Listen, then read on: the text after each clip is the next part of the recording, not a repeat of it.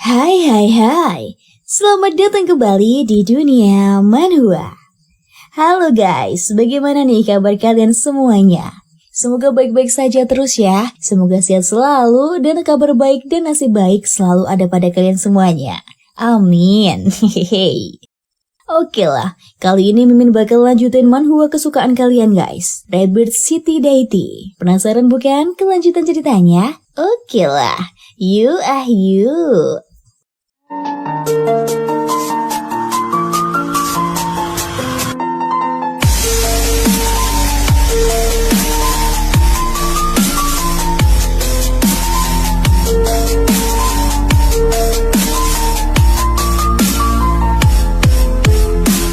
Muli menjelaskan ke adiknya kalau dia sudah berubah. Namun Muxin gak percaya semudah itu. Macan tutul tidak akan mengubah bintik-bintiknya tanpa alasan tertentu, ucap si adik. Muli cuma bengong dan bingung harus menjawab apa. Beberapa saat kemudian, Muxin langsung ketawa-tawa. Lupakan, bagus kalau kamu sudah berubah. Aku akan bilang ke ibu tentang hari ini, ucap Muxin sambil berbalik. Bilang padanya aku minta maaf, ucap Muli. Kalau yang itu bilang aja sendiri, balas Muxin sambil melambai dan berjalan menjauh. Hei, aku bertanya-tanya apakah mastermu yang sangat hebat adalah penyika adik? Ucap Sujiaki menggoda. Muli nggak menjawab, namun mukanya memerah. Mereka pun kembali masuk ke dalam mobil. Aku membantumu berkali-kali hari ini. Bagaimana kamu bakal balas budi? Tanya Jiaki begitu Muli sudah duduk di sampingnya. Aku akan mengikutimu kemanapun kamu ingin pergi sepanjang hari ini, balas Muli sambil menyandar ke kursinya. Yes, teriak Jiaki happy. Mereka pun pergi shopping dan berbelanja sampai sore. Kelar shopping, Muli harus kelimpungan membawa banyak sekali barang yang dibeli Jiaki. Cewek ini, kok bisa suasana hatinya jadi sangat bagus? Pikir Muli penasaran. Aku super happy hari ini, ucap Jiaki pas di dalam mobil. Dia duduk di depan karena kursi tengah sudah penuh tumpukan barang belanjaan yang dijaga Muli. Saat mobil bergerak, Muli merasakan adanya bahaya. Tuan Wuji, ada masalah? Tanya Pak sopir khawatir. Bukan apa-apa, ayo pulang, ucap Muli mencoba menenangkan mereka. Sementara itu, Mas-mas misterius sedang memantau mobil dari persembunyiannya. Target sedang dalam perjalanan, ucap mas-mas itu melalui alat komunikasi dengan rekannya. Hari semakin sore, mobil rombongan Muli sampai ke kawasan sepi yang dikelilingi pepohonan. Saat itulah mobil harus berhenti karena ada pohon besar melintang di jalan. Muli dan Pak sopir keluar untuk mengecek situasi. Apa yang terjadi? Tanya Pak sopir. Mengapa ada pohon melintang di tengah jalan? Lanjutnya penasaran. Saat itulah letusan senjata api terdengar. Burung-burung di pepohonan langsung terbang menjauh begitu tembakan terjadi. Pak sopir nyaris ditembak di kepala.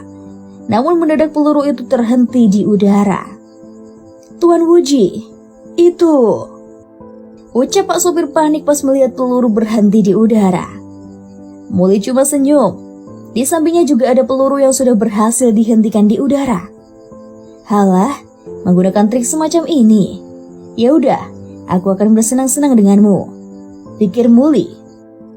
Dia menyentakkan tangannya, lantas menciptakan energi yang menggerakkan dua peluru melesat kembali ke arah datangnya tembakan.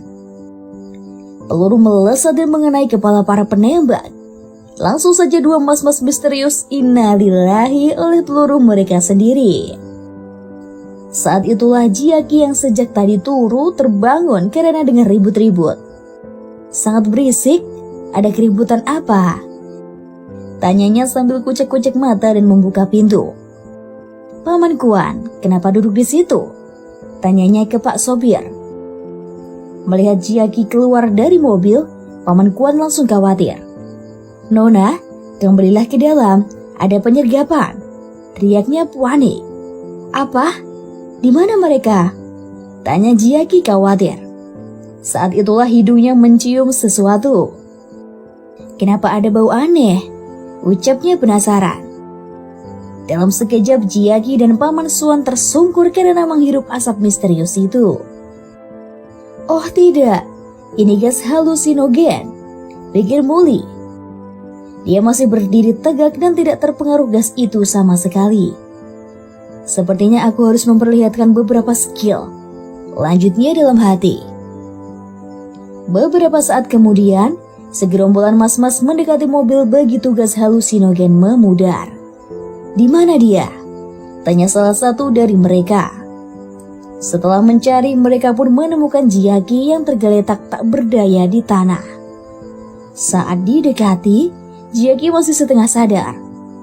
Muli, di mana kamu? Ucap cewek itu setengah berbisik. Guys, hati-hati. Ayo cepat dan pindahkan target. Ucap mas-mas yang jadi pemimpin kelompok itu. Woi, lu pada.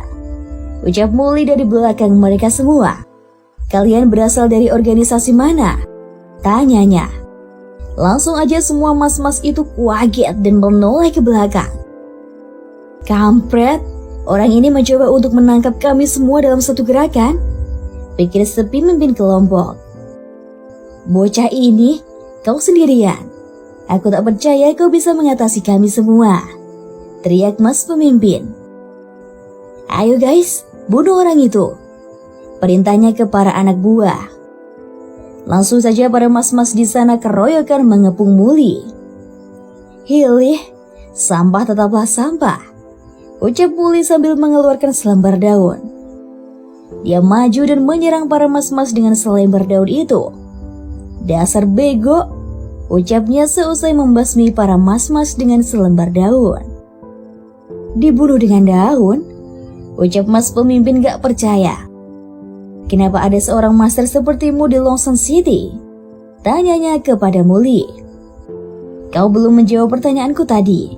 Jadi kau tak boleh bertanya, balas Muli males-malesan.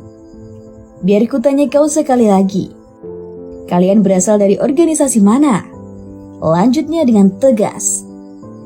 Si pemimpin cuma ketawa. Hehehe, aku takut jika harus mengecewakanmu. Kau tidak akan mendapat info apa-apa dariku, ucap mas-mas itu. Dia langsung menggigit racun dan melakukan aksi bunuh diri. Dalam sekejap dia keracunan dan meninggoy. Kampret, bahkan pakai racun segala, ucap Muli sebel. Aduh, aku terlalu ceroboh. Lanjutnya sambil menepuk jidatnya sendiri. Habis itu dia pun mendekati pohon yang melintang di jalan. Pohon ini ditempatkan oleh para sampah itu ya, ucapnya sambil mengulurkan tangan. Sekali jebret, pohon itu hancur berkeping-keping. Selanjutnya, giliran dia, Muli berbalik. Dia mendekati Jiaki, lantas memberikan sentuhan lembut ke lehernya. Kekuatannya mengalir dan sukses membuat Jiaki terbangun secara perlahan. Perlahan-lahan, Jiaki mendapatkan kesadarannya kembali. Yang pertama dia lihat adalah Muli berada di atasnya dan memanggil namanya berkali-kali. Pas udah full sadar, Jiaki salting sendiri dan menuduh Muli berbuat yang enggak-enggak. Apa yang sedang kamu lakukan? Teriaknya panik. Menyelamatkanmu, balas Muli santai.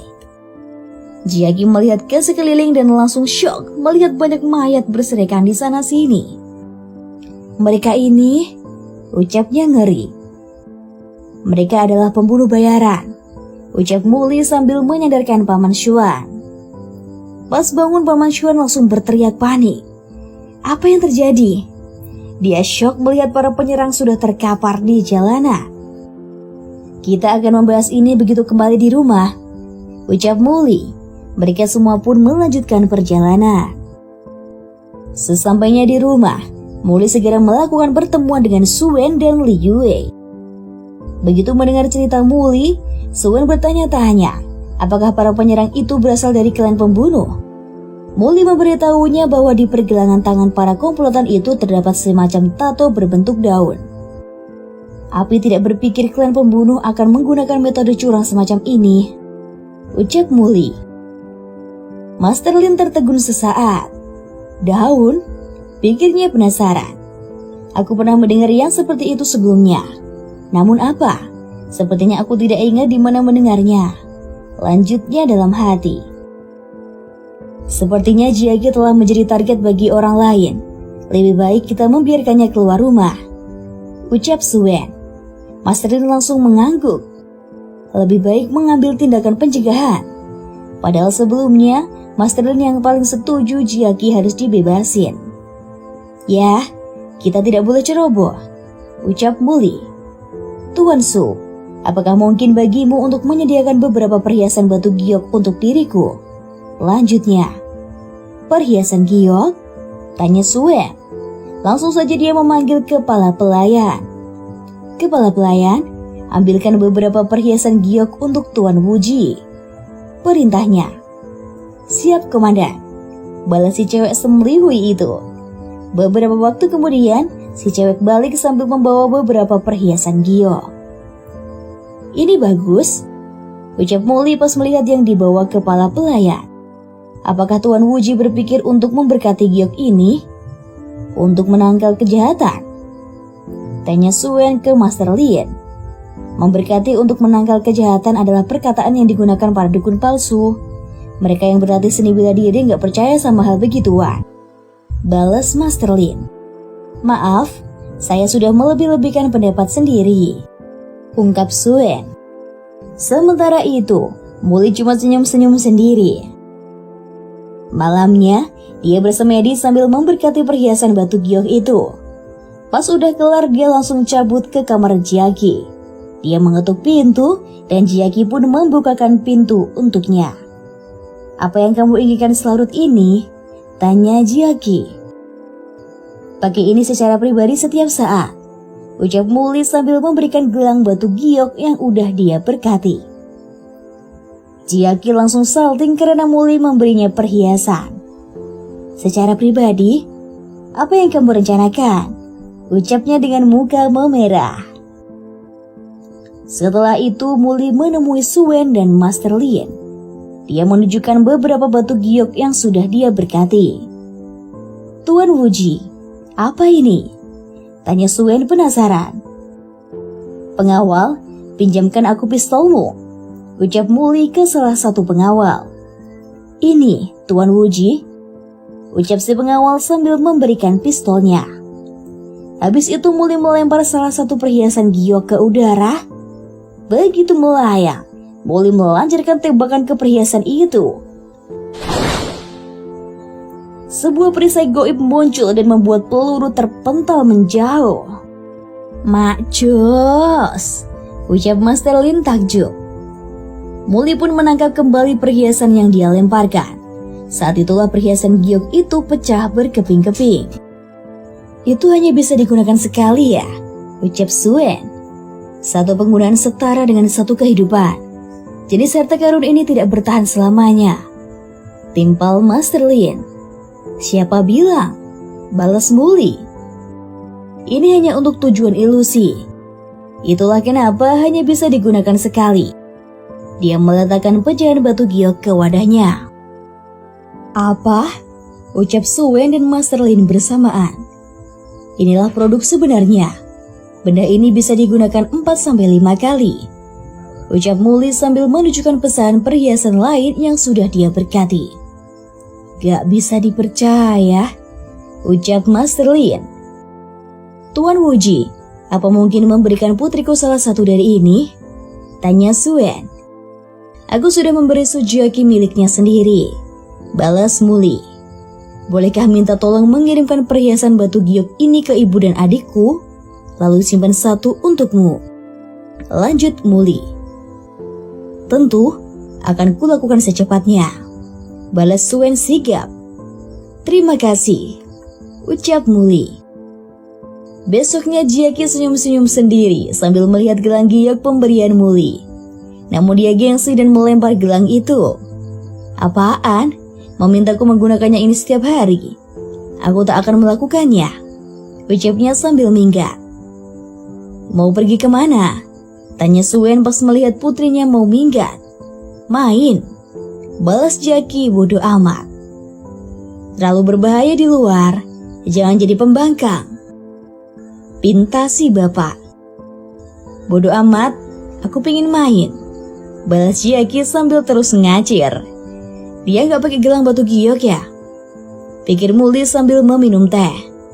Aku akan menemaninya, ucap Muli setelah minum teh. Maaf merepotkanmu Tuan Wuji, ucap si bapak. Sementara itu Jaki cuma bilang salting karena mau ditemenin Muli. Mereka pergi ke mall. Salting terus diikuti. Jaki pun ngambek. Bisa gak sih berhenti mengikutiku? Tanyanya ke Muli. Enggak, balas Muli santuy. Sehari aja, pinta Jaki. Enggak bisa, balas Muli. Ah, nyebelin. Jaki langsung berbalik dan merengek sebel. Kok bisa dia nyebelin banget? Gimana caranya menikmati waktuku kalau dia mengikutiku terus? Ratapnya dalam hati. Walah, aku dapat ide, pikir Jaki pas kepikiran sesuatu. Aku mau pipis. Masa iya mau ikut masuk ke toilet cewek? Ucap Jaki sambil pura-pura kebelet. Aduh, ya udah sana, ucap Muli. Cewek ini pasti berniat yang enggak, pikir Muli. Halah, mau mencoba menantangku, lanjutnya dalam hati. Beberapa saat kemudian Jaki mencoba turun dari mall lewat jendela samping toilet. Cowok itu mencoba mengawasiku. Iblis keluarga Suh, mana bisa, pikirnya sambil tersenyum puas. Bentar lagi dia bakal sampai bawah. Kau masih terlalu tidak berpengalaman, lanjutnya mengejek Muli. Woi, Sujaki, teriak Muli dari bawah. Jaki kaget dan nyaris kepleset. Pas dia melihat ke bawah, cewek itu jengkel karena Muli udah ada di sana. Kampret, apa kau mencoba membuatku mati ketakutan? Teriak Jaki. Muli cuma berdiri santuy sambil menangkap sepatu Jaki yang jatuh ke arahnya. Kapan kamu ke situ? Teriak Jaki sambil berdiri di blower AC. Daripada memikirkan kapan aku sampai di sini, mending kamu khawatirkan hal lain deh, ucap Muli sambil melihat ke atas. Dari sini kelihatan jelas banget loh itunya, lanjutnya asal. Kampret, Jaki balik ke jendela dan minggat ke toilet lagi. Dia pasti menunggu di bawah, pikir Jaki sambil diam-diam membuka pintu toilet. Ajaibnya, Muli udah ada di depan toilet. Cia, logika manusia normal gak bekerja padanya, pikirnya sebel. Kok bisa dia ada di mana-mana? Teriak Jaki gak habis pikir. Saat itulah Muli dipanggil seseorang. Pas Muli menoleh ke sumber suara, dia tertegun melihat cewek cakep mendekat. Dia, Liao, pikir Muli salting. Lama gak ketemu ya, ucap Liao sambil berhenti di hadapan Muli. Cewek itu adalah teman sekelas Muli pas SMA. Cewek itu merupakan idola semua cowok karena super duper cakep. Liao, iya ya, lama gak ketemu, balas Muli. Dulu dia pernah naksir sama cewek itu. Si cewek selalu menolong Muli saat dia sedang putus asa. Cewek cakep itu pacarmu? Tanya Liao sambil melihat ke arah Jaki yang mengintip dari dalam toilet. Seleramu oke juga, lanjut Liao. Enggak, bukan pacar, teriak Jaki sambil minggat ke dalam toilet. Bagaimana kabarmu? Tanya Muli ke pujaan hati semasa SMA-nya itu. Gak buruk, kalau kamu gimana? Kayaknya kamu udah jauh lebih baik sekarang ya, balas Liao sambil salting. Ya, kayak ginilah hidup, balas Muli sok bijaksana. Dih, sok ngomongin hidup, emang umurmu berapa? Tanya Liao asal-asalan. Oh iya, ngomongin umur, lanjut Liao buru-buru. Aku bakal mengadakan pesta ulang tahun dalam beberapa hari. Pastikan kamu datang ya. Aku akan mengirimkan waktu dan tempatnya. Lanjutnya. Tentu, aku pasti akan datang. Jawab Muli kalem. Ya udah deh, aku gak akan ganggu kencarmu lagi. Balas Liao sambil menunjuk ke toilet, kemudian pergi meninggalkan Muli. Aku tidak menyangka akan bertemu dia lagi. Pikir Muli. Baguslah, aku bertemu dengan orang seperti dia di kehidupan ini. Lanjutnya dalam hati. Saat itulah ponsel Muli berdering. Pas dia mengangkatnya, ternyata yang menelpon adalah salah satu petugas keluarga Su, yaitu Pak Supir. Tuan Wuji, ini buruk. Nona baru saja mencuri kunci mobil dan pergi. Ungkap Pak Sopir panik. Nona bahkan gak punya izin mengemudi. Apa yang harus kita lakukan? Lanjutnya kebingungan. Santuy aja, serahkan kepadaku. Ucap Muli sambil menutup telepon. Aduh, aku lupa harus jagain dia pas ngobrol tadi. Pikir Muli. Dia pun segera menelpon seseorang. Cewek yang nyebelin ya. Lanjutnya dalam hati. Di sisi lain, Chiaki lagi happy karena akhirnya bisa bebas dari pengawasan. Yeay, bebas! Teriaknya sambil mengemudikan mobil. Mendadak mobil polisi muncul dan mengejarnya. Apaan ini? Kata Chiaki terheran-heran. Mobil polisi menyalip dan langsung menghadang Chiaki. Otomatis Chiaki segera mengerem karena gak mau nabrak. Pak polisi keluar dari mobil dan nyamperin Chiaki. Saya menerima laporan bahwa ada seorang pengemudi tanpa SIM. Tolong tunjukkan SIM Anda. Pinta Pak polisi. Aku. Balas Chiaki pelongo-pelongo. Ayo cepat turun dari mobil. Pinta Pak polisi. Chiaki pun menurut. Saat itulah dia mendengar suara Muli. Makanya jangan keluyuran pakai mobil kalau nggak punya izin. Ucap Muli yang lagi nyantui di depan pohon. Dan juga jangan bikin image pengemudi cewek jadi buruk ya. Lanjutnya menyindir. Kamu yang melaporkanku? Tanya Chiaki ngambek. Iya dong, kenapa? Aku warga negara yang taat hukum loh. Balas Muli sambil dada-dada. Muli, ente kampret. Ucap Chiaki. Gue bunuh ente nanti ya. Teriaknya jengkel. 3 hari kemudian Chiaki masih ngambek sama si Muli. Suatu siang, Muli pergi ke kamar Chiaki dan mengetuk pintunya. Apaan? Chiaki nongol dari balik pintu dengan muka sebel. Masih ngambek nih? Tanya Muli. Males ketemu kamu. Balas Chiaki sambil ngilang di balik pintu. Keluarlah, aku ingin minta bantuanmu untuk sesuatu. Pinta Muli sambil mengetuk pintu. Bantuan apaan? Tanya Chiaki sambil membuka pintu. Kali ini jika kau menolongku, aku akan menjanjikan sebuah kondisi untukmu. Ucap Muli begitu Chiaki membuka pintu lebar-lebar. Kondisinya apaan? Tanya Chiaki. Beberapa hari berikutnya, pada malam hari, mereka berdua pergi ke pesta ulang tahun Liao yang begitu megah. Chiaki mau ikut menemani Muli karena cowok itu sudah berjanji sesuatu kepadanya. Kau berjanji kemarin lusa. Kalau kau tak akan mengikutiku, jangan menyesalinya ya. Ucap Chiaki. Siap Dan? Balas Muli. Bego, kau tidak tahu apa yang akan kulakukan. Gak masalah kalau aku mengikutimu diam-diam kan? Pikir Muli sambil senyum-senyum. Gak lama kemudian Liao melambai kepada Muli. Dia didampingi bapaknya, yaitu Li Hong, sang pemimpin perusahaan Hong Hai.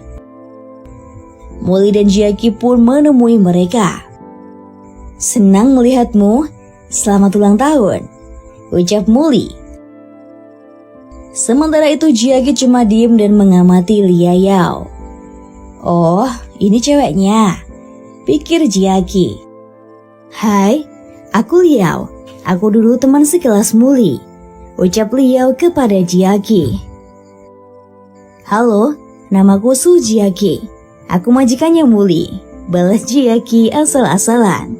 Majikan? Balas Liao kaget. Kampret bener nih cewek. Batin Muli jengkel. Widih, bukankah itu tuanmu?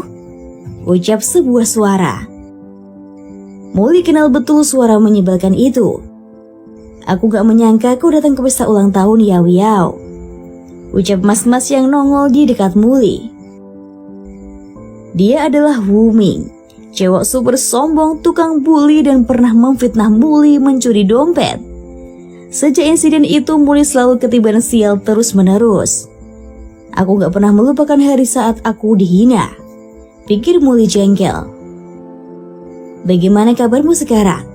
Menggunakan pakaian kayak gitu dan pura-pura tajir. Gak keren sama sekali bro, ejek Wu Min. Teman-teman Wu Min pun ikut ketawa meledek. Apaan nih? Teman sekelas sampah? Pikir Jiaki sebel. Muli, di sini terlalu banyak lala dan berisik. Jalan-jalan yuk, ajak Jiaki. Siap dan? Balas Muli. Lalat? Ucap Wu Ming kaget. Kenapa kampret itu punya cewek secantik itu? Pikir Wu Ming tak percaya. Gak lama kemudian orang-orang di pesta geger karena ketua perusahaan Sun Real Estate dan putranya datang ke sana.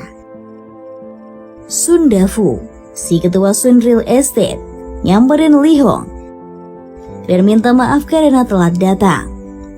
Maaf kami telat, ada Ultraman ngamen tadi, ucap Sun Dafu. Gak masalah, terima kasih sudah datang, balas Li Hong maklum. Selamat ulang tahun Nona Li, aku ingin bersulang untukmu. Aku harap semua hal baik menyertaimu, ucap Sung Cheng Ren sok soban. Hehehe, makasih Tuan Sun, balas Liao pura-pura ramah. Dalam hati, dia tahu kalau Sun Cheng Ren itu terkenal playboy sehingga harus dijauhi. Saat itulah Cheng Ren kaget melihat Muli. Lah, si kampret itu? Pikirnya syok. Dia yang sama Jiaki waktu itu. Cheng Ren mengingat insiden memalukan pas dia dihina di kafe beberapa waktu lalu. Aku tidak akan melepaskanmu kali ini, ucapnya dalam hati. Saat itulah Wu Ming mendekatinya dan so akrab. Halo Tuan Su, aku Wu Ming. Kita pernah bertemu sebelumnya. Aku tidak pernah tahu kalau bisa punya kesempatan berteman denganmu, ucapnya sok ramah. Cheng Ren langsung punya siasat licik. Saudara Wu, aku mau minta sesuatu. Sebagai teman, seharusnya bisa saling bantu dong, ucap Cheng Ren sambil menepuk pundak Wu Ming. Tuan Su, gak masalah. Apapun itu, akan aku lakukan, balas Wu Ming. Aku ingin mempermalukan cowok itu. Apa kau bisa membantuku? Tanya Cheng Ren sambil menunjuk ke arah Muli yang lagi santuy di tengah kerumunan. Wu Ming langsung merasa bahwa itu adalah kesempatan yang bagus. Dia bisa berteman dengan Cheng Ren sekaligus mempermalukan Muli. Tuan Sun, aku punya rencana. Dengarkan aku. Dia pun menjelaskan rencananya. Mantap, ayo lakukan, balas Cheng Ren. Sementara itu Muli lagi nemenin Jiaki makan buahnya kue. Cewek ini, bisakah kamu memperhatikan penampilanmu? Tanya Muli. Kue ini enak banget, kenapa harus memperhatikan penampilanku? Tanya Jiaki sambil terus mukbang. Saat itulah Muli mendengar suara yang memanggilnya. Muli, sebelah sini, teriak suara itu. Saat Muli menoleh, ternyata yang memanggil adalah Wu Ming. Si kampret itu memanggilku, pasti dia punya rencana buruk, pikir Muli. Bodoh amat ah, coba aja temui. Lanjutnya dalam hati dan berjalan pelan mendekati Wuming. "Apaan?" tanya Muli pas sampai di depan Wuming. Saat itulah dia melihat Shengren mendekat dari belakang. "Minggir," pinta Shengren. Muli pun makin sadar apa yang bakal terjadi. Beneran aja, Shengren pura-pura jatuh di depan Muli. "Kau, kenapa merampokku?" teriak Shengren pura-pura dirampok. Biar makin dramatis, Shengren juga pura-pura didorong. "Ah, dia memukulku," teriaknya menarik perhatian. "Hei Muli, apa yang kau lakukan? Kau mencuri dan memukul orang?" teriak Wuming pura-pura terkejut. "Walah, begini cara mainnya," pikir Muli sambil tersenyum. "Apaan sih di sana ribut-ribut?" tanya Jiaki. Namun dia bodoh amat dan lanjut makan apa aja yang dia temui. Sementara itu Wuming langsung akting. "Datang dan lihatlah pencuri jahat ini," teriaknya ke semua hadirin di pesta itu. Langsung aja semua orang berkerumun ingin melihat apa yang terjadi. "Ada apaan sih?" tanya beberapa orang. "Kayaknya corok itu mencuri barang Sun Shengren dan memukulnya," balas beberapa orang lainnya. "Aduh, kalian berdua ngapain sih? Mau main apaan?" balas Muli suhantui. "Muli, sejak SMA kau penuh dengan kenakalan. Aku tak menyangka kau masih melakukannya sampai sekarang. Emang ya, gak bisa merubah anjing stop makan sampah?" ucap Wuming sambil berdiri menghampiri Muli. Saat itulah Liao muncul ke sana dan berusaha membela Muli. "Tunggu sebentar," teriaknya mencoba meredakan suasana. "Kau pasti salah paham. Dia tidak akan melakukan hal seperti ini," ucapnya kepada Wuming. "Ya elah Liao, kau terlalu polos. Tidakkah kau tahu sifat aslinya?" balas Wuming congkak. "Muli, kau berani mencuri barang di pesta ulang tahun Liao. Apa kau sangat berharga baginya?" lanjutnya mengajak Muli. Di saat bersamaan, Shengren datang diam-diam di belakang Muli. Dia pura-pura mengeluarkan jam Rolex dari saku Muli. "Nih, Rolex milikku ada di saku Muli. Dia pencuri," teriak Shengren, sementara Muli menangkap tangan Shengren. "Caramu terlalu buruk. Apa kau pikir aku terlalu bodoh? Atau kalian berdua ini yang bego?" balas Muli sambil tenang. Langsung saja Ria mengembaskan tangannya dan membuat Shengren terjengkang. "Siapa kau? Berani sekali memukul anakku." Bapaknya Shengren turun tangan. "Tuan Su, Anda baik-baik saja?" tanya Salah Li Hong khawatir. "Dari mana asalmu anak bau? Cepat minta maaf kepada Tuan Sun," lanjutnya meneriaki Muli. "Kau telah menghina keluarga Su," ucap Sun Dafu. "Jika kau ingin mengajukan gugatan, sebaiknya kau minta maaf dan berlutut kepadaku," lanjutnya sombong. "Dih, ogah," balas Muli. "Kau mencuri jamku yang berharga ratusan ribu dan masih sombong?" teriak Shengren. "Ya elah, cuma ratusan ribu, masa iya harus dipamerin?" ucap Jiaki yang nongol di saat-saat semua orang lagi tegang. "Apa keluarga Sun belum pernah melihat dunia sebelumnya ya?" lanjutnya sambil berhenti di samping Muli. Melihat Jiaki, Shengren auto panik. "Cewek itu di sini," pikirnya ketar-ketir. Dia menyebut Muli pencuri. "Jangan sembarangan. Kami bisa menuntutmu karena pencemaran nama baik loh," balas Jiaki. Habis itu dia bilang ke Muli kalau dia bisa aja datang dari tadi. Tapi Jiaki lebih milih menghabiskan kue-kuenya dulu. "Siapa kau?" tanya Li Hong gak mengenali Jiaki. "Wajar sih kalau kau tidak kenal aku. Kau pikir ada orang yang pantas mengenalku secara pribadi?" balas Jiaki santuy. Sun Dafu ngamuk. "Seseorang lempar cewek ini keluar," teriaknya. Dih, pria tua ini bahkan gak mengenaliku, pikir Jiaki jengkel. Ya udah sih, aku juga belum pernah dilempar sebelumnya, balas Jiaki. Saat itulah Muli maju pasang badan. Kau berdirilah di belakangku, ucapnya kepada Jiaki. Tidak boleh seorang pun menyentuhnya di depanku, ucapnya tegas. Sengren merasa di atas angin. Para pengawal berdatangan dan mengepung Muli. Aku sarankan kau menyerah. Keamanan di sini bukan sekumpulan orang lemah, ancamnya. Sementara itu, Muli meminta Jiaki geser sedikit ke samping. Minggir bentar ya, pintanya. Muli, apa yang akan kau lakukan? Tanya Jiaki, namun dia menurut saja. Dalam sekejap Muli mengeluarkan energinya. Udara di seluruh terowongan itu langsung berputar mengelilingi Muli dan membuat semua orang kaget. Kenapa dengan aliran udaranya? Ucap Sengren panik. Apakah dia seniman bela diri? Lanjutnya khawatir. Muli bergerak dengan sangat cepat sehingga seperti menjadi banyak para pengawal yang mengepungnya langsung panik. Apa dia demit? Teriak mereka.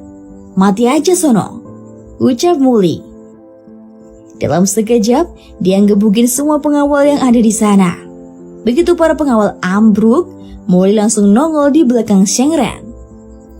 Dari kejauhan, Jiaki berteriak meminta Muli memberi pelajaran kepada Pak Tua Sun. Ah, kau ini, ucap Sun Dafung. Aku adalah ketua grup Sun Real Estate, ucapnya sombong. Bahkan jika kau seorang ahli bela diri, kau tak akan berani. Ucapnya terhenti karena Muli menampolnya sampai nyungsep. Babe! Teriak Sengren panik. Dia segera memeriksa bapaknya yang linglung kena tampol itu. Kau berani menyentuh bapak, kau bakal modar, ancamnya. Muli gak takut sama sekali. Ingatlah, jika aku tak bicara, bukan berarti aku pengecut. Dan itu bukan berarti kau bisa bertindak sesukamu, ancam Muli. Muli, kau hanya ahli bela diri, jangan terlalu sombong, teriak Sengren. Saat itulah Muli melompat ke arahnya dan menyeret Wuming mendekat. Wuming ketar-ketir dan mengakui perbuatannya. Saudaramu, Sun Sengren memintaku mengerjaimu. Aku tak bermaksud begitu, ucapnya panik. Dih, cepu, balas Sengren. Muli bodoh amat dan membenturkan kepala Wuming ke kepala Sengren. Kedua begudal itu pun auto nyungsep gak berdaya ke lantai. Melihat aksi itu, Jiaki bersorak senang dan memujinya. Muli, kau luar biasa, teriaknya. Kau harus pergi sekarang. Demi ketenangan Yao Yao, aku akan membantumu memohon ampun. Keluarga Sun bukanlah seseorang yang bisa kau permainkan, ucap Li Hong khawatir. Liao mencoba membela Muli. Bapak, perusahaan Wuming udah ngaku mereka yang mengerjai Muli. Kau tak tahu apa-apa, balas Li Hong. Saat itulah semua orang geger karena Suen sang raja bisnis datang ke sana. Semua mata langsung tertuju kepadanya. Begitu Sun Wen masuk, ia langsung memberi hormat kepada Muli. Hal itu makin bikin geger semua orang. Suen sangat menghormati anak muda ini, pikir Li Hong keheranan. Li Hong, panggil seseorang, kirim si bangsat itu ke kantor polisi dan penjarakan 7 hingga 8 tahun. Ucap Sun Dafu sambil bangun dan memegangi kepalanya. Saat itulah Li Hong gantian berpihak ke Muli. Pas Sun Dafu bisa melihat dengan jelas, dia auto kena mental karena Suen berdiri di hadapannya. Anda, Suen? Ucapnya tak percaya. Tetua Sun, bisa jelaskan apa yang terjadi di sini? Putriku dan teman-temannya hanya bermain dengan putramu. Sebagai tetua, kita tak harus terlalu ikut campur kan? Bagaimana tanggapanmu? Ucap Suen santuy. Sun Dafu makin kena mental. Oh sial, cewek itu putri Anda? Tanyanya panik. Dia langsung bersujud di depan Muli dan memohon maaf yang sebesar-besarnya. Dia minta ampun dan mengakui semua kesalahannya. "Minggir ah," pinta Muli yang risih. Mengetahui Muli sangat dihormati, para cewek-cewek di sana langsung histeris dan mengerubunginya. Jiaki yang mau nyamperin Muli langsung sebel sendiri. "Muli, aku membencimu," teriaknya cemburu. Saat Muli dikerubungi cewek-cewek dan diajak kenalan, Sundafu diseret keluar oleh pengawal sambil nangis. Sementara itu, Master Lin yang datang bareng Suen melompat-lompat mencoba menarik perhatian Muli. "Tuan Wuji, orang dari Wumeng ingin menemuimu," teriaknya kepada Muli. "Orang dari Wumeng?" ucapnya Muli penasaran. Setelahnya Muli mengikuti Master Lin pergi ke ruangan khusus. Sambil mendaki sebuah tangga, Muli bertanya, Wumeng itu organisasi seperti apa? Master Lin pun mencoba menjelaskannya secara singkat. Wumeng adalah aliansi ahli bela diri dari Huaxia. Ditunjuk oleh pemimpin tertinggi negara untuk menangani semua masalah bela diri di Huaxia, terang Master Lin. "Dengar, ini soal komplotan berbaju hitam yang menyerang Nona Su." Ucapan Muli terhenti karena mereka sudah sampai di ruangan tepat orang-orang Wumeng menanti keduanya. "Ketua grup putih, aku sudah membawa Tuan Wu," ucap Master Lin kepada para ahli bela diri di sana. "Tuan Wuji, ini adalah ketua grup putih divisi kedua dari Longshan Wumeng." Lanjut Master Lin memperkenalkan Muli ke Bai Xishan. Bapak-bapak 57 tahun yang menjadi pemimpin di sana. "Jadi, ini Wuji," ucap salah satu bela diri songong. "Aku gak percaya orang semuda dirimu gabung di pembunuhan bayaran." Lanjutnya mengejek. "Adik kecil ini berani mengambil imbalannya. Aku yakin dia punya skill yang mumpuni," ucap Bai Xishan. "Mau ngomong apaan? Gak usah panjang lebar deh," ucap Muli tegas. "Aku dapat berita kalau musuh mengamati Suen dan Putri Li Hong," balas Bai Xishan. "Aku juga mendengar kalau kau melindungi Su Jiaqi, lalu ingin menyapa." Lanjutnya mencoba akrab. "Gak usah basa-basi lagi," ucap Muli bosan. "Kau berani tidak menghormati ketua kami?" teriak si Mas Jabri. "Diam," perintah Bai Xishan kepada si Jabri. "Aku memperingatkanmu, nak. Musuhmu itu kuat. Kami akan diam-diam melindungimu. Ingat, jangan pergi sendiri." Lanjutnya memperingati Muli. "Bodoh deh." Muli berbalik dan pingin minggat. "Ketua, anak kecil ini sombong banget," teriak si Jabrik. "Udahlah, ngapain sebel sama orang yang umurnya bakal pendek?" balas Bai Xishan santuy saat Muli pergi dari sana. "Bener juga," balas si Jabrik. "Dia mana bisa menjadi jagoan." Lanjutnya. Sementara itu Muli pergi menemui Liao yang lagi nyantui. Dia memberinya hadiah ulang tahun berupa perhiasan giok yang sudah dia kasih rapalan. Liao langsung terharu. "Muli, ini terlalu mahal. Aku tak bisa menerimanya," ucap Liao. "Tidak ada masalah dengan duitnya. Ingatlah untuk selalu memakainya ya," balas Muli. "Oke, siap Dan," balas Liao. Sementara itu Jackie cuma bisa mengintip dengan jengkel. "Muli kampret, kau pasti mengambil giok dari rumahku kan?" gumamnya cemburu. Sementara itu Liao salting sendiri karena diberi hadiah itu. "Muli, makasih banyak. Oh ya, habis ini bakalan ada pesta kostum. Mau datang?" ucapnya kepada Muli. "Jelas dong," balas Muli. Beberapa waktu kemudian Muli udah pakai kostum nih. Lah, dia malah cosplay jadi Kirito di Sword Art Online. Pas dia kelar pakai kostum, dia melihat orang pakai kostum kelinci mendekat. "Su Jiaqi, ngapain di sini?" tanyanya. "Tahu kalau orang di balik kostum kelinci itu adalah Jiaqi." "Lah, kok bisa ketahuan?" ucap Jiaqi salting. "Aku bisa merasakannya sih. Balas Muli gak terlalu peduli. Habis itu dia menemui Liao yang mengenakan kostum super duper cakep. Cosplay Asuna nih kayaknya. Melihat Liao datang, Muli cuma bisa melongo karena terpesona. Ada masalah apa? Aneh ya? Tanya Liao grogi sendiri karena ditatap Muli sampai melongo. Gak aneh, super cakep malahan. Balas Muli. Hehehe, yaudah, ayo berdansa. Ajak Liao. Duh, aku gak tahu cara berdansa. Balas Muli. Udah, ngikut aja. Jawab Liao sambil menggandeng tangan Muli. Melihat mereka bermesra-mesraan, Jiaki makin sebel. Semua pria emang buaya darat, umpatnya kesal.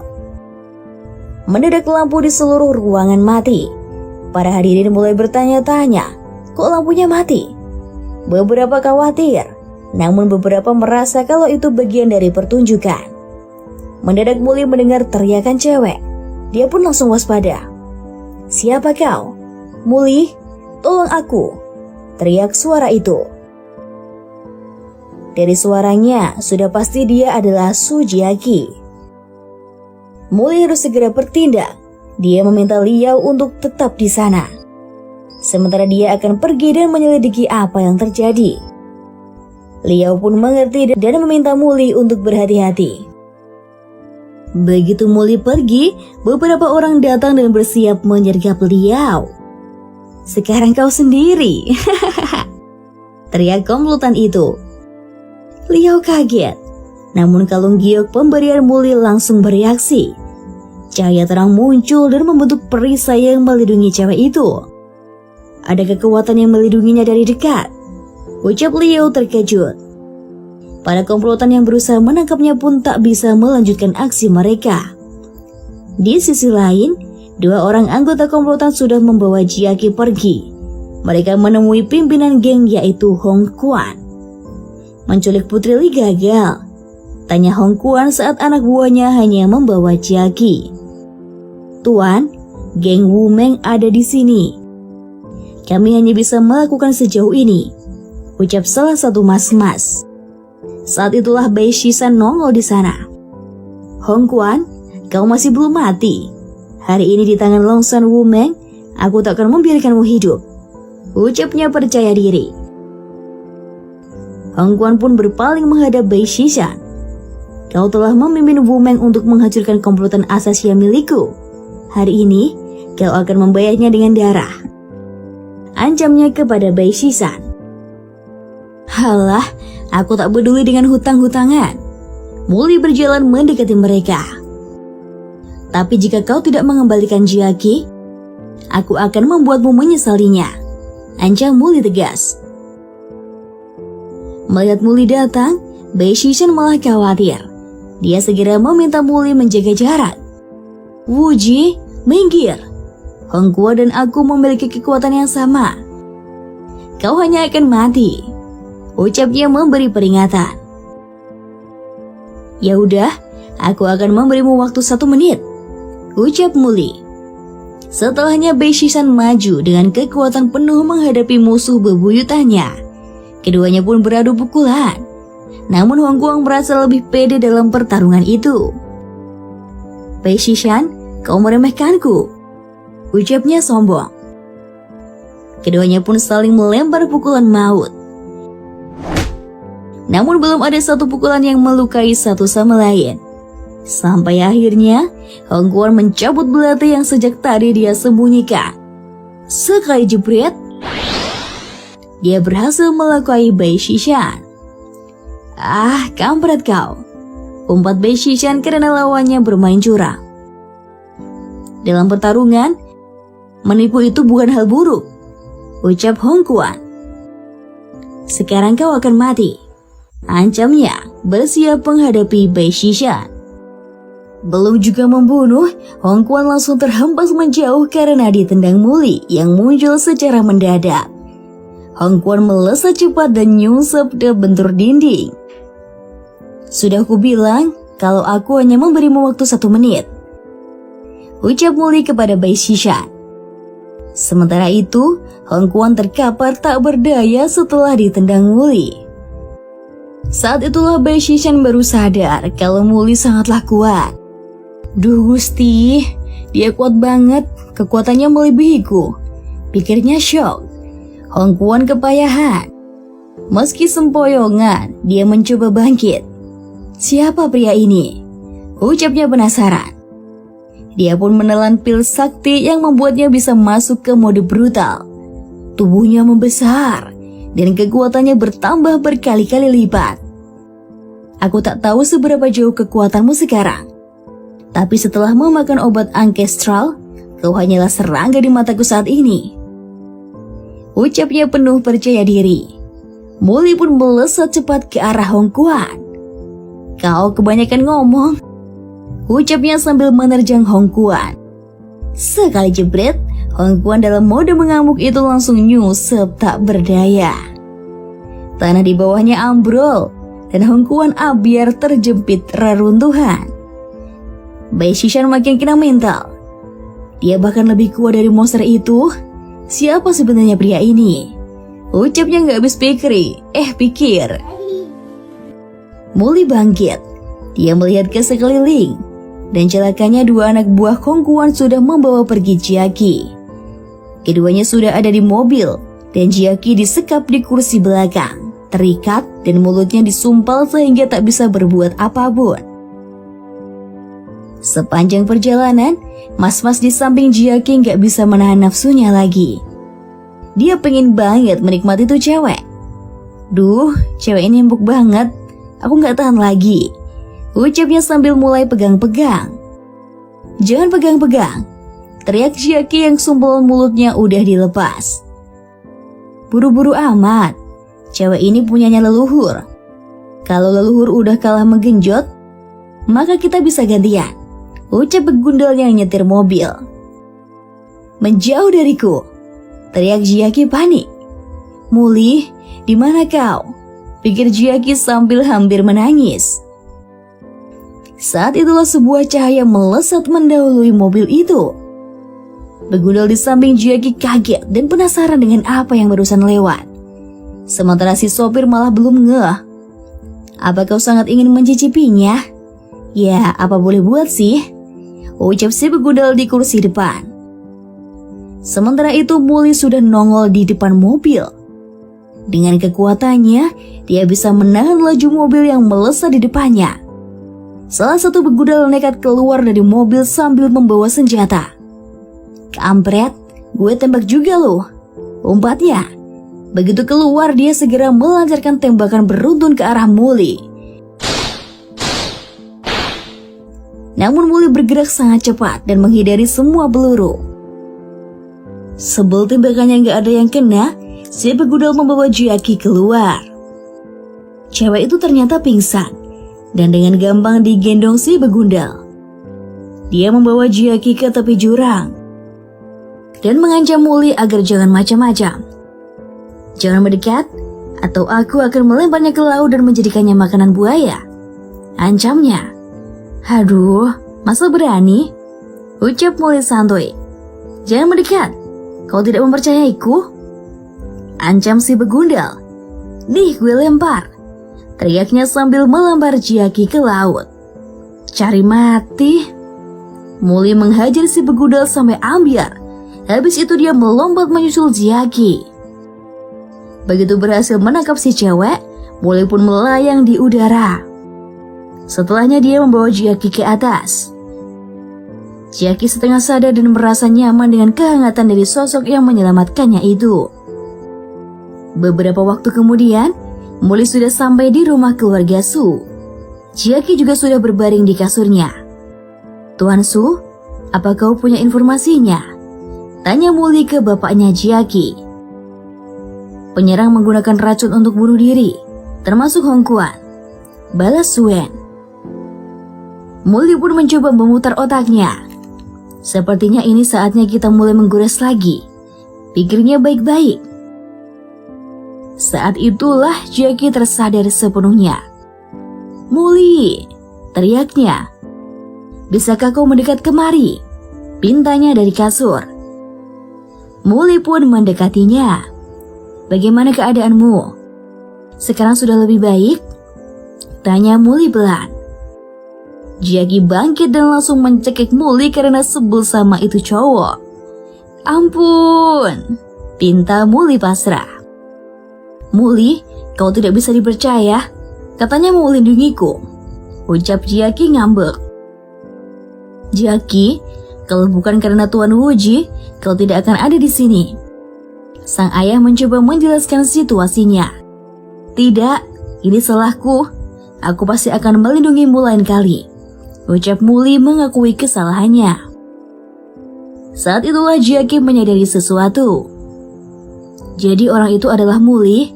ucapnya dalam hati. "Sekarang bisa pergi dari atasku?" tanya Muli. Langsung saja Jiaki minggat dan duduk manis di kasur. Saat itulah Muli dikasih tahu kalau ayah dan anak keluarga Sun sudah datang dan mencarinya. Muli pun pergi ke ruang tamu untuk menemui mereka. Begitu dia duduk di sofa, ayah dan anak keluarga Sun langsung membungkuk memberi hormat.